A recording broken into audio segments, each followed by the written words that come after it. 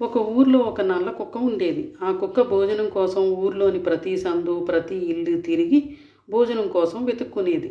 చాలాసార్లు పాడైపోయినా తినడానికి వీల్లేని భోజనం తిని కడుపు నింపుకునేది. కానీ రాత్రుళ్ళు మాత్రం ఎంతో నిజాయితీగా దొంగల నుండి అడవి జంతువుల నుండి ఊరిని కాపాడాలని ప్రయత్నించేది. ఆ ఊర్లో ఉన్న గురువుగారి దగ్గరికి వెళ్ళి, స్వామి, కుక్క జీవితం జీవించడం చాలా కష్టంగా ఉంది. ఇది మేము చేసిన పాపమా, మాకు లభించిన వరమా అని అంటుంది. దానికి ఆ మహాజ్ఞాని, పిచ్చి సునకమా, నీకు లభించిన జీవితం శాపం కాదు. దేవుడి ప్రకారం మనిషి సంపాదించిన దాంట్లో మొదటి ముద్ద గోమాతకి, చివరి ముద్ద శునకానికి రాసిపెట్టి ఉంది.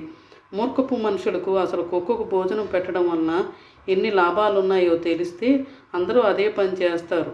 అవి ఏంటో చెబుతాను విను. మొదటిది, కుక్క తనకు భోజనం పెట్టిన వారిని దైవంగా భావిస్తుంది. కాబట్టి మనిషి వడ్డించింది ప్రసాదంగా తిని తృప్తిగా దీవిస్తుంది.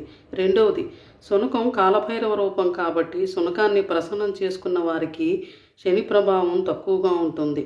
3, కుక్కకు పెట్టిన ఒక ముద్ద వల్ల మనుషుల ఇంటికి, పంటకి, పిల్లలకు అన్నిటికీ కాపలా కాస్తూ నమ్మకంగా ఉంటుంది. 4, ఇంటికి జరిగే అరిష్టాన్ని ఆవు గ్రహిస్తే ఇంటికి పొంచి ఉన్న ముప్పు కుక్క రానివ్వకుండా చేస్తుంది.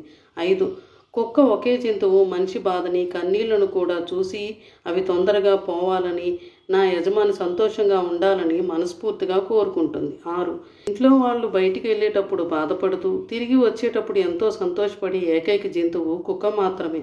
7, ప్రాణం పోసిన కన్నపిల్లలు పట్టించుకోకపోయినా పట్టెడు అన్నం పెట్టిన యజమాని కోసం ప్రాణాలైనా ఇవ్వడానికి సిద్ధపడుతుంది. 8, చివరిగా కుక్క ఏడ్చిన ఊరు, ఎద్దు ఏడ్చిన వ్యవసాయం, ఆడది ఏడ్చిన ఇల్లు ఎప్పటికీ నిలవదని ఊరికే అనలేదు శునకమా అన్న విషయాలు గురువుగారు ఆ కుక్కకు చెప్పి తన వద్ద ఉన్న భోజనం పెట్టి పంపించేస్తారు.